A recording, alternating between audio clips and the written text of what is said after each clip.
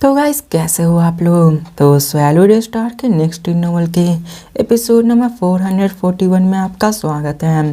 तो चलिए शुरू करते हैं, लेकिन इससे पहले अगर आपने मेरे चैनल को सब्सक्राइब नहीं किया है तो सब्सक्राइब करके बेल आइकन दबाना ना भूलें।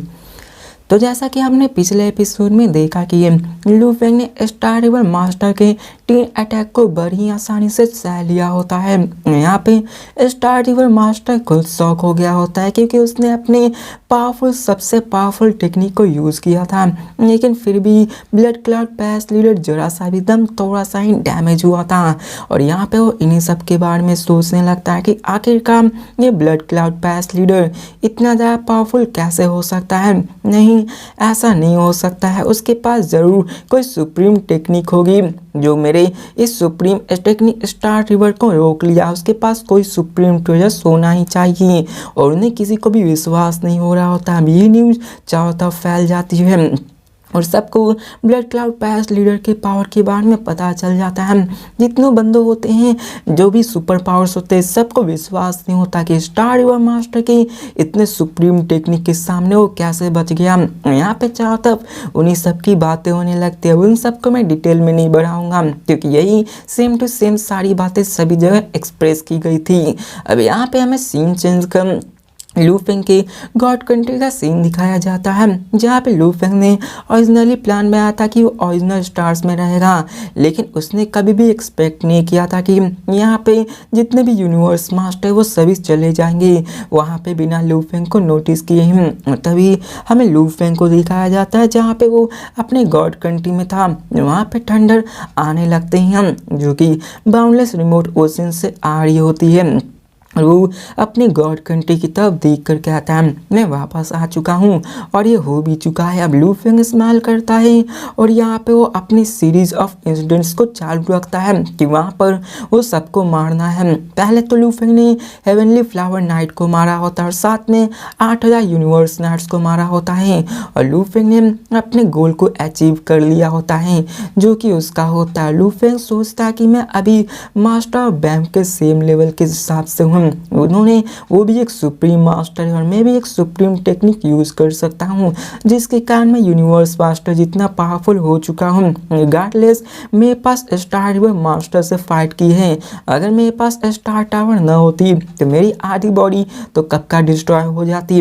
लू फेंग यहाँ पे डिसाइड करता है कि वो अपने आप को और भी पावरफुल करेगा, जिसके बाद वहाँ पे जो लू फेंग के पास एक टोकन होता है जिससे कि वो अपने टीचर जो सीकन मतलब माउंटेन सिटिंग गेट से बात कर सकता है, वो निकालता है और वो अपने कॉन्शियसनेस को उसमें भेजता है। जिसके बाद लू फेंग उसके पास चला जाता है। दिखाया जाता है हमें माउंटेन सिटिंग गेस्ट को, जो कि कहते हैं कि डिस्पल, मैंने तुम्हारे बारे में सब चीज़ सुन लिया जो कि ओरिजिनल स्टार में हुआ है और मेरा क्वेश्चन ये है कि आखिरकार तुम स्टार रिवर मास्टर से क्यों फाइट कर रहे थे जबकि तुम वहाँ से निकल भी सकते थे और तुम्हारे में इतनी पावर भी नहीं थी।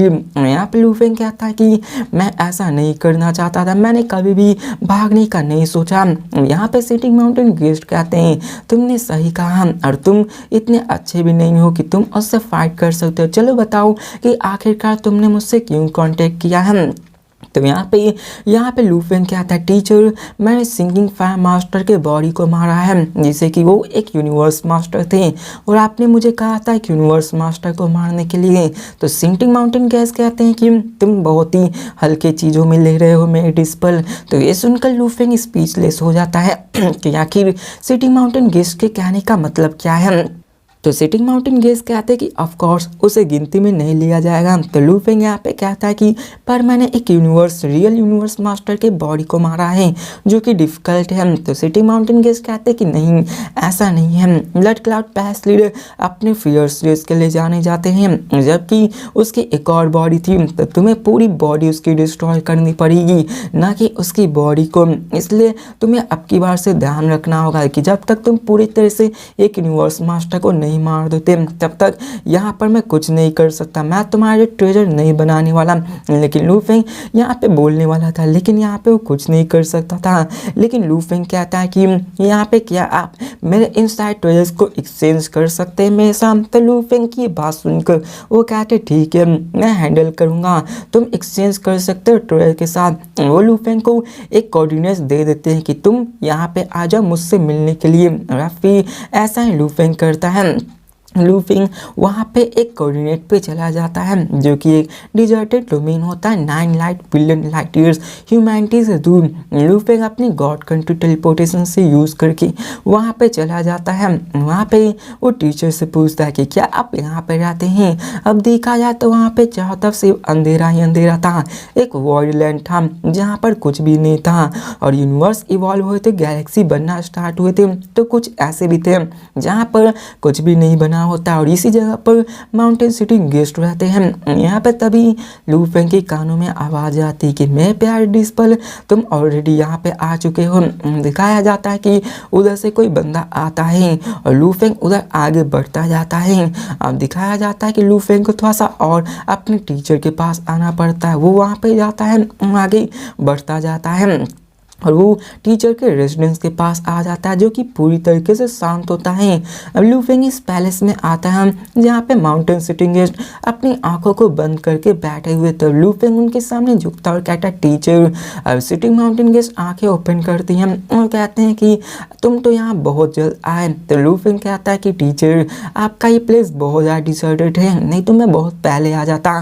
टीचर आखिरकार आप ऐसे जगह पे क्यों रह रहे हो। तो सिटिंग माउंटेन गेस्ट कहते हैं कि शांति, यहाँ पे 100 मिलियन लाइट ईयर्स में कुछ भी नहीं है जो मुझे शांति प्रोवाइड करती है, इसी कारण मैं यहाँ पे रहने वाला हूँ। और वो पूछते तो बताओ तुम्हारा वो चुराया हुआ गुड्स कहाँ है जो तुम्हारे पास है। लू फेंग उन सारे स्टोलन गुड्स को निकालता है जिनमें से सिंकिंग मास्टर के ट्रेजर्स होते हैं, पेयर ऑफ गॉडली हैमर्स, उसके आर्मर और ग्रीन सीड होते हैं। सिटिंग माउंटेन गेस्ट पूछते हैं कि आखिरकार तुम्हें क्या चाहिए। तो लू फेंग कहता है एक पाइनिकल ट्रू ट्रेजर्स। अब लू फेंग उस सारी को निकालता है। लू फेंग ने उसके वर्थ को जान लिया था जो कि 62 ट्रेजर पॉइंट्स के थे, लेकिन वो एक टॉप टायर ट्रू ट्रेजर के कैटेगरी के पास में था। अब सिटिंग माउंटेन गेस्ट कहते हैं कि इतना काफ़ी नहीं है, मैं तुम्हारा एडवांटेज तो नहीं ले रहा हूँ, लेकिन मैं बता दूँ कि मैं इन सब का 30% कम ही तुम्हें दे सकता हूँ एक्सचेंज में जो कि तुम्हें ट्रू ट्रेजर से मिले हैं।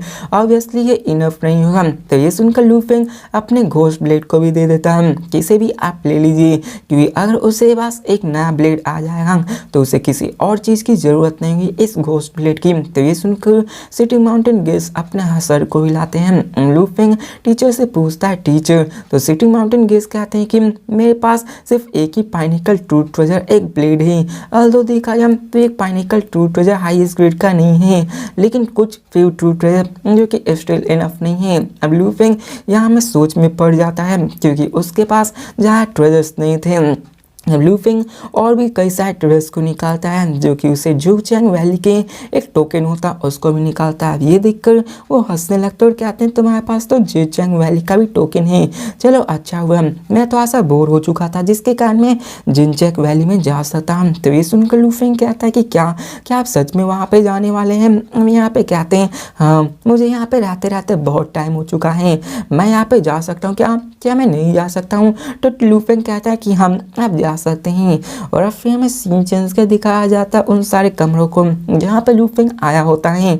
वहाँ पे कई सारे और भी ऑराज मौजूद थे जो कि ट्रेजर्स के होते हैं। लू फेंग उस पैलेस में बैठा हुआ होता है और लू फेंग कहता है मैं इन विल पावर्स को फील कर पा रहा हूँ। तो सिटी माउंटेन गेस्ट कहते हैं कि इस पैलेस में आधा ट्रू ट्रेजर से ही भरा हुआ है। अगर डेकोरेटिव आइटम्स की भी बात करें तो उनमें से बहुत सारे ट्रू ट्रेजर और कुछ तो ऑर्डिनरी ट्रू ट्रेजर। लू फेंग सबको देखने लगता है और देखता है कि जितने भी चीज़ें होती हैं वो ट्रेजर से ही भरे होते हैं। लू फेंग पूरी तरह से हैरान हो जाता है।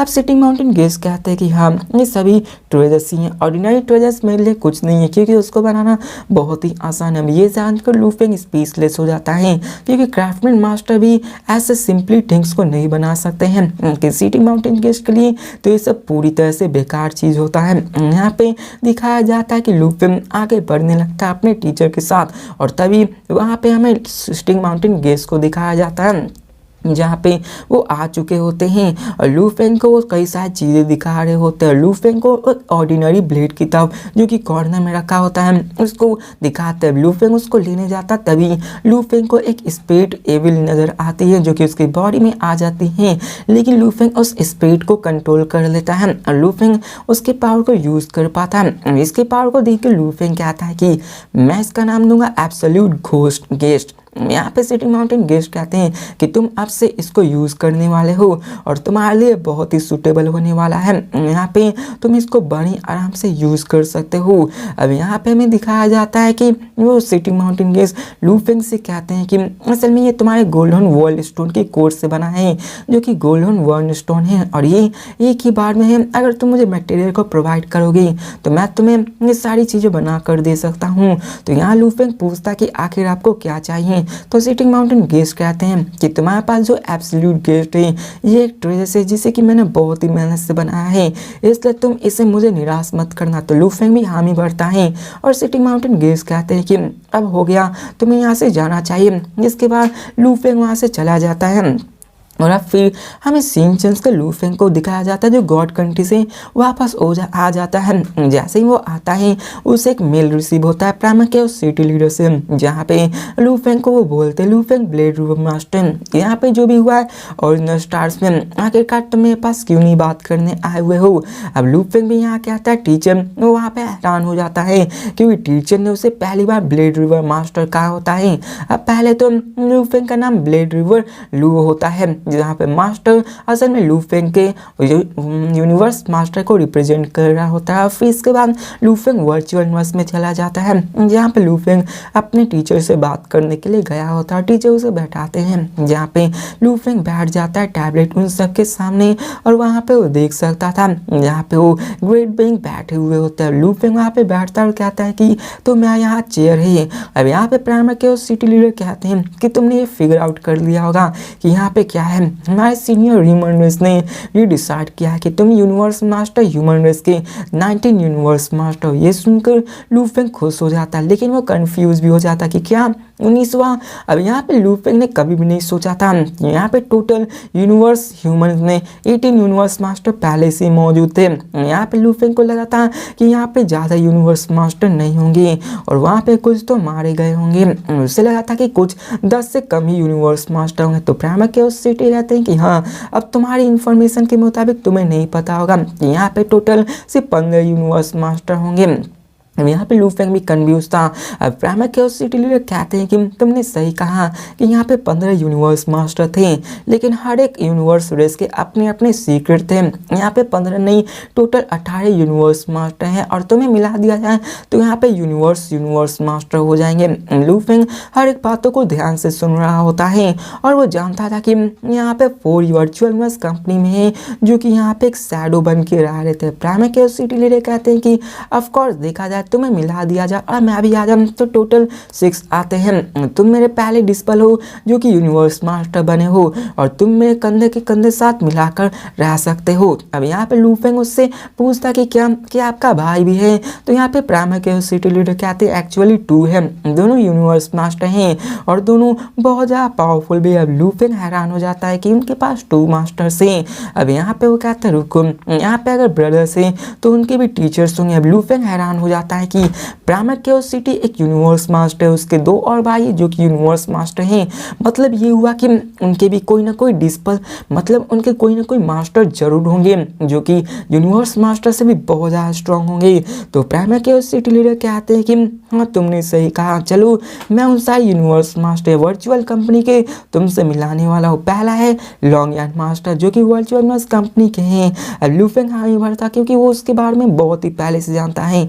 अब सेकंड ब्रदर के बारे में वो बताते कि मैं दूसरा भाई आइस माउंटेन मास्टर जो कि इम्पॉर्टेंट इशू को हैंडल करता है। लू फेंग आइस माउंटेन मास्टर के बारे में भी जानता था जो कि क्लोज कॉम्बैट में बहुत ही प्रोफिशिएंट है। यहाँ पे वो थोड़ा सा प्राइमर के सिटी लीडर से थोड़ा सा ही वीकर है और फ्लेम एम्प्रेस से थोड़ा सा स्ट्रॉन्ग। इसके बाद हमें दिखाया जाता है प्राइमर सिटी लीडर को जो आगे कहते हैं कि मैं थर्ड ब्रदर है जिसका नाम है डार्कनेस मास्टर। वो ह्यूमन रेस के इम्पॉर्टेंट मसलों में ही घुसता है वहाँ पे वो अपने आप को लो प्रोफाइल में रखता है, यहाँ पे वो भी अपने आप को एक यूनिवर्स मास्टर बना है। अब लू फेंग ने उसके बारे में कभी भी नहीं सुना था डार्कनेस मास्टर में। तो प्राइमरी क्यूरियोसिटी लीडर कहते हैं कि ऐसे कई सारे पावर्स हैं जिसके बारे में तुम अभी नहीं जानते होंगे, लेकिन आगे चल के जब तुम और भी पावरफुल होगे तो सबके बारे में जानोगे। अब प्राइमरी क्यूरियोसिटी लीडर कहते हैं चौथा रिमोट लॉर्ड मास्टर है जो कि इन सब में सबसे यंगेस्ट हैं और वो डिस्पल है डार्कनेस मास्टर का। अब यहाँ पे लू फेंग हर एक चीज़ के बारे में जानने लगता है और यहाँ पे देखा जाए तो previous blood clot palace master भी वो भी डार्कनेस मास्टर का एक डिस्पल होता है। यहाँ पे वो आगे कहते हैं कि मेरा ब्रदर का डिस्पल भी एक यूनिवर्स मास्टर है और मेरा डिस्पल भी अब यूनिवर्स मास्टर बन गया है। अब टोटल में 6 यूनिवर्स मास्टर वर्चुअल यूनिवर्स से ही आए हुए हैं। अब देखा जाए ह्यूमन यूनिवर्स में वर्चुअल यूनिवर्स बैंक और सभी जितने भी चीज़ें उसमें उन सब में मिला के यूनिवर्स मास्टर थे। यूनिवर्स मास्टर यहाँ पे मिलने वाले थे। दिखाया तो प्राइमरी क्यूरियोसिटी लीडर उसे हर एक चीज़ के बारे में बताने लगते हैं। लू फेंग हर एक चीज़ के बारे में सुन भी रहा होता है। लू फेंग वहाँ पे इंतजार करता है क्योंकि वहाँ पे यूनिवर्स मास्टर आने वाले थे और तभी वहाँ पे एक बंदा अंदर आ जाता है जो कि एक रिमोट लॉर्ड बैनेट को पहना हुआ होता है और वो रिमोट लॉर्ड मास्टर होता है। यहाँ पे लू फेंग फिर से रिमोट लॉर्ड मास्टर को देखता है, वो दोनों एक दूसरे से बात करते हैं। अब असल में देखा जाए तो रिमोट लॉर्ड मास्टर असल में प्राइमरी क्यूरियोसिटी लीडर वहाँ पे primary curiosity leader remote Lord master के अंकल लगते हैं। यहाँ पे मुझे इतना रिलेशन के नहीं बारे में पता तो इसको मैं नहीं करने वाला। यहाँ पे लॉन्गियन मास्टर भी आ जाते हैं और लू फेंग लॉन्गियन मास्टर को बहुत ही अच्छी तरीके से जानता था क्योंकि वो उसके साथ ही थे जब लू फेंग ने 6000 यूनिवर्स नाट्स को मारा था। यहाँ पे वो उसको तारीफ कर रहे होते हैं। अब लू फेंग कहता है कि मैं यहाँ पे अच्छा कर सकता था, यहाँ पे मैं और टाइम ले सकता था ताकि यूनिवर्स नाइट को मार सकूं, लेकिन यहाँ पे सब लोग बात ही कर रहे होते तभी वहाँ पे कूलनेस ऑरा महसूस होती है जो कि वहाँ पे आइस माउंटेन मास्टर आ जाते हैं जो कि प्राइमरी क्यूरियोसिटी लीडर के भाई होते हैं। वो भी आ जाते बैठ जाते हैं, लेकिन तभी वहाँ पे एक और बंदा आता है जिसने ब्लैक आर्मर को पहना हुआ होता है। वो डार्कनेस की तरह लग रहा था, ये कोई और नहीं डार्कनेस मास्टर होता है। लू फेंग भी उसको देख रहा होता है और यहाँ पे ऐसा लग रहा था डार्कनेस मास्टर किसी डार्क ऑरा से घिरे हुए थे और इसी कारण तो उन्हें डार्कनेस मास्टर कहा जाता है। डार्कनेस मास्टर आता है और अपने ब्रदर से कहता है ब्रदर तो क्या ये तुम्हारा डिस्पल है? लू फेंग यहाँ पे डार्कनेस मास्टर की अगर कोई आंखों में देख ली तो यहाँ पे वो कोई भी बता सकता है कि कोई भी उसके इल्यूजन में गिर सकता है। ये इल्यूजन बहुत ही स्ट्रॉन्ग होते हैं। अब प्राइमरी क्यूरियोसिटी लीडर कहते हैं लू फेंग ये तुम्हारे टीचर अंकल हैं। अब मूवमेंट जैसे वो स्क्रिप करते हैं वहाँ पे क्रीपी जो स्ट्रेंज फेस होता है वो गायब हो जाता है। लू फेंग यहाँ पे ग्रीट करता है टीचर अंकल।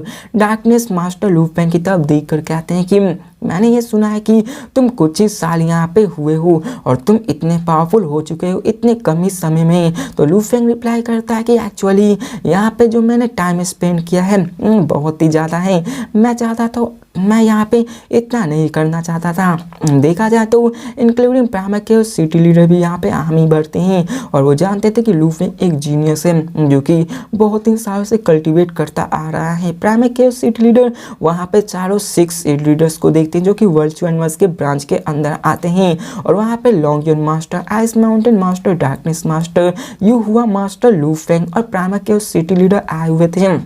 और यहाँ पे प्राइमरी क्यूरियोसिटी लीडर सबसे पावरफुल थे और यहाँ पे प्राइमरी क्यूरियोसिटी लीडर कहते हैं कि हमारे अंदर एक और पावरफुल यूनिवर्स मास्टर आया है जो कि मेरा डिस्पल है। अगर यहाँ पे सर्वाइबिलिटी की बात करें तो हम 6 में से इसकी सर्वाइबिलिटी सबसे ज़्यादा है। तो ये जानकर सभी के सभी हैरान हो जाते हैं। इसके बाद प्राइमरी क्यूरियोसिटी लीडर लू फेंग के बारे में बताते हैं कि लू फेंग के पास अपनी टैलेंट है कि उसकी बॉडी डिवाइड की जा सकती है। यहाँ पे इसकी एक और बॉडी है जो कि 9 इमोर्टल मास्टर की है। तो ये सुनकर सभी के सभी सरप्राइज हो जाते कि 9 इमोर्टल मास्टर की। तो लू फेंग कहता मैं तो बस लकी था जो कि मुझे मिल पाया है। अब देखा जाए तो इन सब में सबसे कमजोर यू हुआ मास्टर था जो कि अपनी कैपेबिलिटीज को उतना नहीं दिखा पाता था और लू फेंग के पास रिमोट ओशियन की बॉडी है जिसके कारण उसमें इतना डिफरेंस नहीं बनता था। अब डार्कनेस मास्टर क्यूरियोसिटी से पूछता है कि लू फेंग आखिरकार तुम्हारा गॉली बॉडी ओशियन रिमोट ओशियन कितना बड़ा है? यहाँ पे सब लोग अब यहाँ पे रिमोट ओशियन की पावर उसकी गॉली गॉडली बॉडी के साइज से ही पता लगाया जा सकता है। अब लू फेंग कहता है कि मेरी कल्टीवेशन टाइम बहुत ही कम है और यहाँ पे मेरी गॉडली बॉडी अभी इनिशियल स्टेज पे है और इसकी diameter couple tens of billions mass थे। तो ये सुनकर सभी के सभी हैरान हो जाते हैं कि क्या कपल टेंस ऑफ बिलियंस मास। अब देखा जाए तो कपल बिलियंस ऑफ मास बहुत ही ज़्यादा होता है, ये बहुत ही मैसिव गॉडली बॉडी होती है और सब लोग हैरान हो चुके थे लू फेंग की इस पावर को। अब यहाँ पे किसी को नहीं पता होता कि लू फेंग असल में एक यूनिवर्स नाइट का ही बंदा है। यहाँ पे सिर्फ प्राइमर के उस सिटी लीडर को ही पता है कि लू फेंग अभी सिर्फ यूनिवर्स नाइट का ही है, लेकिन उसकी पावर यूनिवर्स मास्टर जितनी आ चुकी होती है। यहाँ पे डार्केस्ट मास्टर लू फेंग से कहते हैं कि तुम्हारी रिमोट ओशन बॉडी के साथ तुम यहाँ पे सबसे स्ट्रॉन्गेस्ट टेक्निक यूनिवर्स मास्टर की यूज़ कर सकते हो, जिसको कि तुम सेल्फ डिस्ट्रक्ट भी कर सकते हो। तो लू फेंग कहता है मैं आई एम द यूनिवर्स की टेक्निक को यूज़ कर सकता हूँ, ये बहुत ही पावरफुल है। अब यहाँ पे आई एम द यूनिवर्स को समझाता है और आपको तो आई एम द यूनिवर्स के बारे में पता है कि ये लू फेंग का सबसे पावरफुल टेक्निक में से एक है, तो इसको मैं एक्सप्लेन नहीं करूँगा क्योंकि यही लू फेंग बाकी सबको बता रहा होता है। प्राइमर के सिटी लीडर कहते हैं कि हमारे पास एक और हाईएस्ट लेवल मीटिंग अभी हो रहा है और हमारी स्टेटस अभी लू फेंग के यूनिवर्स मास्टर हैं और जब भी कोई यूनिवर्स मास्टर बनता है तो उसका अपना एक नाम होता है। अब लू फेंग को भी अपना एक नाम बनाना होता है। यहाँ पे प्राइमर के सिटी लीडर कहते हैं कि पहले तो तुम्हारा नाम ब्लेड रिवर एम्पर था जो कि अनडाइंग एम्पर से नाम के फेमस था, लेकिन जब तुम एक यूनिवर्स मास्टर बन चुके हो तो यहाँ पे तुम्हें खुद का नाम चेंज करना होगा। और वो भी बताते हैं कि पहला मेरा नाम भी दूसरा था, लेकिन मेरे टीचर मुझे प्राइमर केओस सिटी के नाम से बुलाते थे, जिसके बाद मेरा नाम प्राइमर केओस सिटी लीडर हो गया। तो लू फेंग भी समझ जाता है कि यहाँ पे उसको अपनी नाम की ज़रूरत है। यहाँ पे लू फेंग सोचने लगता है अपने घर इन सब के बारे में। फाइनली उसे याद आता है, स्माइल करता है और कहता है मेरा नाम मिल्की वे हॉर्डे लीडर होगा। यहाँ पे वो कहता है कि मेरा नाम मिल्की वे हॉर्डे लीडर होगा। अब ये सुनकर सारे लोग हैरान हो जाते हैं कि क्या। अब लू फेंग के चॉइस को सब लोग एडमायर करते हैं। प्राइमर केओस सिटी लीडर भाई जानते हैं कि लू फेंग अपने आप के घर को कितना इंपॉर्टेंट देता है। लू फेंग मिल्की वे से ही आया होता है, जिसके कारण लू फेंग का नाम मिल्की वे हॉर्डे लीडर हो जाता है। जिसके बाद वो सभी अपने यहाँ पे जाते हैं और कहते हैं कि चलो हमें वर्चुअल यूनिवर्स के ब्रांच के क्रिएटर से मिलना होगा। अब यहाँ सुनकर लू फेंग पूरी तरह से हैरान हो जाता है कि क्या वर्चुअल यूनिवर्स ब्रांच के क्रिएटर से। देखा जाए तो ह्यूज एक्स है ह्यूज एक्स डोजो के क्रिएटर, लेकिन वर्चुअल यूनिवर्स ब्रांच के क्रिएटर इसके बारे में लू फेंग भी नहीं जानता था। चाहे लू फेंग की कितनी अथॉरिटी क्यों ना जाए, लू फेंग ने अभी तक ये नहीं जाना होता कि वर्चुअल यूनिवर्स को किसने क्रिएट किया होता है। ये तो पता होता है कि ह्यूज एक्स डोजो को ह्यूज एक्स क्रिएटर ने क्रिएट किया होता है, जो कि एक सुप्रीम बीइंग है, सुप्रीम मास्टर है। अब यहाँ पे डार्कनेस मास्टर भी खड़े होते और कहते चलिए हमें टीचर से मिलने जाना। आइस माउंटेन भी कहते चलो हम टीचर से मिलने जानी है। अब यहाँ पे इंस्टेंट एक ही झटके में वहाँ से गायब हो जाते हो। प्राइमर केओस सिटी लीडर कहते लू फेंग टीचर के डिस्पर्सिंग और टीचर्स ने ह्यूमैनिटी के लिए बहुत ही कंट्रीब्यूशन दिया है। यहाँ तक कि ह्यूज एक्स क्रिएटर भी टीचर के गाइडेंस में थे, जिसके कारण वो ह्यूमैनिटी के फर्स्ट सुप्रीम बीइंग्स बन पाए और मैं भी आज इसी मुकाम पे हूँ अपने टीचर की वजह से ही। अब ये जानकर लू फेंग की सांसें थम जाती है। लू फेंग जानता था कि ह्यूज एक्स क्रिएटर ह्यूमैनिटी का सबसे स्ट्रॉन्गेस्ट है। यहाँ तक कि सिटी माउंटेन गेस्ट के बाद ही ह्यूज एक्स क्रिएटर आते हैं, लेकिन लू फेंग ने कभी भी इससे ज़्यादा पावरफुल का नाम नहीं सुना होता। तो प्राइमर केओस सिटी लीडर कहते हैं कि हमारे टीचर का नाम है origin, teacher origin. Previously human का सबसे स्ट्रॉन्गेस्ट रेस था। गन टीचर के गाइडेंस के अनुसार हमारा जो रेस था वो बहुत ही पावरफुल हो चुका था और इसी कारण यहाँ पे उनका नाम ओरिजिन नाम रखा था और कोई भी हमारे टीचर का मुकाबला नहीं किया जा सकता था, कोई भी नहीं कर सकता था। और प्राइमर केओस सिटी से ये साफ झलक रहा था कि वो अपने टीचर को कितना मानते थे। यहाँ पे वो अपने टीचर के बारे में बताने लगते हैं कि कितने वो महान थे। इसी के साथ चलते चलते वो लोग उस जगह पे आ जाते हैं जहाँ पे लू फेंग ओरिजिन टीचर से मिलने वाले थे। अब लू फेंग जैसे सामने देखता वहाँ पे काउंटलेस टावरिंग स्टैचू मौजूद थी। वहाँ पे काउंटलेस फ्लक्चुएशन थे, laws good water air fire air earth wind lightning space time golden space wooden space wood space water space, ये सभी वहाँ पे फ्लक्चुएट कर रहे थे। और लू फेंग यहाँ पे ऐसे ही खड़ा होता। लू फेंग के सामने ऐसा लगा था कि यूनिवर्स ओशन ही आ चुका है। काउंटलेस स्टैचू लू फेंग के सामने खड़ा था। लू फेंग पूरी तरह से हैरान हो जाता है। तो गाइस इसी के साथ ये वीडियो खत्म होती है। तो मिलते हैं नेक्स्ट वीडियो में और देखते हैं कि आखिरकार टीचर ओरिजिन कौन है, उनकी पावर लेवल क्या है। तो मिलते हैं